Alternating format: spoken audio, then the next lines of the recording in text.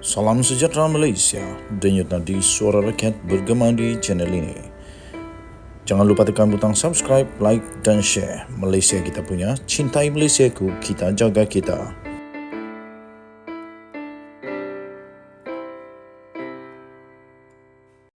Salam sejahtera Malaysia. Berita menggemparkan daripada rumah Datuk Seri Anwar Ibrahim.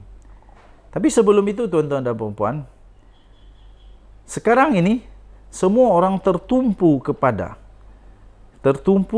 Datuk Seri Anwar Ibrahim berkenaan dengan banyak perkara, terutamanya tentang bagaimana beliau dengan tegas sekali benar-benar telah mengutarakan janjinya, iaitu beliau sangat mahu berkomitmen dan akan berusaha bersungguh-sungguh untuk memastikan salah guna kuasa dan juga memastikan rasuah yang berlaku di Malaysia dihapuskan segera. Tahniah diucapkan kepada Datuk Seri Anwar Ibrahim. Berita yang menggemparkan yang saya ingin kongsi kepada semua penonton pada hari ini ialah APAM tangkap ular tedung di rumah Perdana Menteri. Wow. Ular tedung, bahaya sungguh ini tuan-tuan dan puan-puan. Angkatan Pertahanan Awam Malaysia atau dikenali sebagai APAM mengesahkan telah menangkap seekor ular tedung hitam di kawasan Pondok Pengawal, rumah Perdana Menteri iaitu Datuk Seri Anwar Ibrahim di Bandar Sungai Long, Kajang malam ini. Kopral, salam sejahtera Malaysia, denyut nadi suara rakyat bergema di channel ini. Tuan-tuan dan puan-puan yang dihormati sekalian, selepas saja pendedahan tentang Jana Wibawa, sekarang ini ramai orang dalam masalah besar.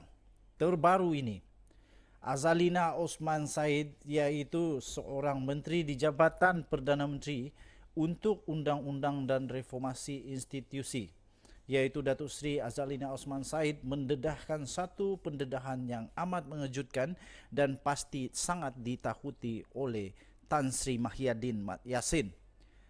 Sebelum ini tuan-tuan dan puan-puan yang dihormati sekalian, Mahyadin Mat Yassin mengatakan bahawa beliau tidak pernah jumpa, tidak kenal dan tidak tahu siapa atau individu ataupun syarikat ataupun siapapun yang terlibat di dalam Jana Wibawa.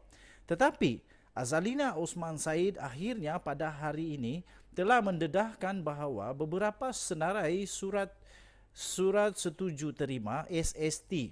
Apa ini surat setuju terima?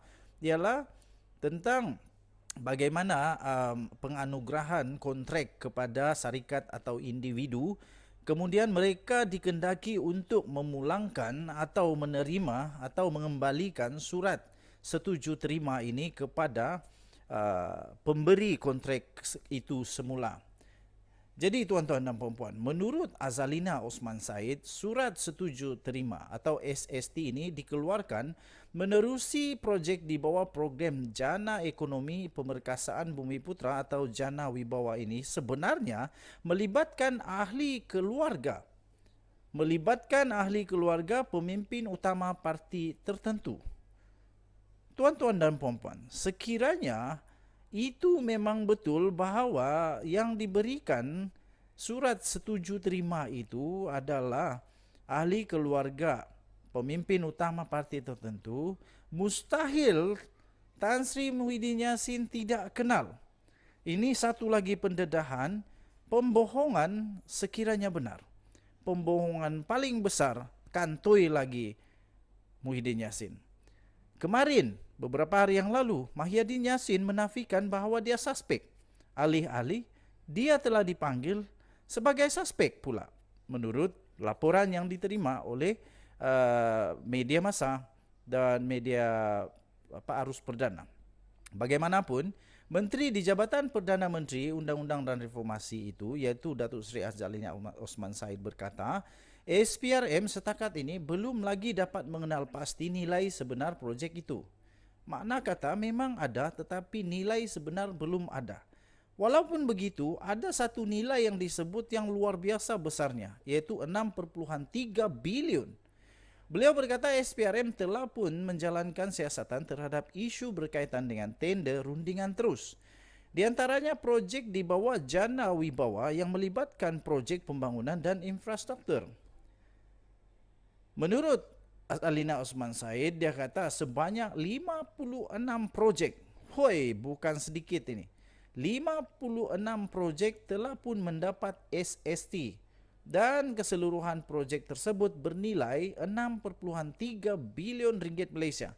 Katanya menerusi satu jawapan yang disiarkan di laman sesawang Parlimen pada hari ini. Azalina menjawab soalan daripada Lim Guan Eng iaitu PH daripada Bagan berhubung jumlah dan bilangan serta nilai projek yang terlibat di dalam penyalahgunaan kuasa, khususnya tender rundingan terus yang melibatkan ahli keluarga pemimpin utama serta tindakan yang bakal diambil ke atas mereka yang mendapat habuan. Menjawab soalan mengenai jumlah pertuduhan yang berprofil tinggi membabitkan ahli politik dan pegawai awam, Azalina berkata 60 daripada 180 kes selesai dibicarakan bagi tempoh 2018 hingga Januari tahun ini. Katanya, 72 individu telah pun disabitkan kesalahan, manakala baki 120 kes masih lagi dalam proses perbicaraan di mahkamah. Beliau menjawab soalan itu daripada Datuk Seri Dr. Ismail Abdul Muttalib, iaitu daripada Perikatan Nasional Maran, mengenai jumlah pertuduhan berprofil tinggi yang membabitkan ahli politik dan pegawai awam yang belum lagi dibawa ke muka pengadilan untuk hukuman serta sebab-sebab ia ditangguhkan. Azalina juga berkata kerajaan bercadang untuk mengadakan sesi libat urus berkaitan dengan rang undang-undang dana politik untuk mendapatkan maklum balas gabungan dan parti politik serta pihak berkepentingan supaya sebarang rang undang-undang yang bakal dibentang kepada jemaah menteri adalah inklusif dan komprehensif serta mencerbitkan keperluan semasa. Sebarang kertas kerja dan laporan pentadbiran terdahulu turut akan dipertimbang oleh kerajaan. Katanya, menjawab soalan daripada Datuk Ahmad Datuk Ahmad Saad atau Yahya, iaitu daripada Perikatan Nasional Pokok Sena, berhubung perancangan kerajaan dalam membentangkan rang undang-undang itu bagi mengatasi isu pendanaan asing. Tuan-tuan dan puan-puan yang dihormati sekalian, yang betul-betul menarik perhatian saya ialah apabila Azalina Osman Said ini kata dana itu ataupun projek itu telah pun melibatkan ahli keluarga pemimpin utama parti politik tertentu. Persoalan sekarang ini, siapa ahli politik tertentu itu? Siapa pemimpin utama itu? Yang kita tahu ialah laporan semalam mengatakan bahawa Wan Saiful Wan Jan, Ketua Penerangan Bersatu akan didakwa di mahkamah. Dan setelah itu juga kita pun telah tahu dulu, sementara itu kita tahu juga dulu bahawa ada ahli keluarga yang dikaitkan. Ada ahli keluarga yang dikaitkan dengan Tan Sri Muhyiddin Yassin yang telah pun ditahan berkenaan dengan isu tentang pengagihan tender juga dan pendanaan politik juga. Okey. So sekarang ini sudah lebih menarik perhatian dan lebih menarik isu ini sekarang kerana ia pun sudah pun melibatkan Menteri di Jabatan Perdana Menteri untuk Undang-Undang Reform dan Reformasi Institusi, iaitu Datuk Seri Azalina Osman Said. Okey, tuan-tuan dan puan-puan yang dihormati sekalian, malah disebutkan dengan spesifik ada 56 projek telah pun mendapat SST dan keseluruhan projek tersebut bernilai 6,3 bilion katanya, menerusi jawapan yang disiarkan di laman sesawang Parlimen pada hari ini.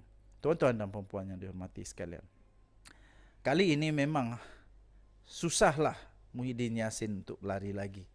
Sekarang memang dia banyak kali kantoi sekarang ini. Banyak sekali dia kantoi, banyak sekali perkataan, banyak sekali penafiannya yang nampaknya semuanya tak betul. Dan semuanya hanya menafikan dengan tak jujur. Kita sendiri yang menilai, masing-masing menilai. Walaupun begitu, saya admin The Twin TV, saya tetap mengecam perbuatan-perbuatan makan duit rakyat ini yang tidak betul. Denyut nadi suara rakyat bergema di channel ini. Kita jumpa lagi. Bye-bye.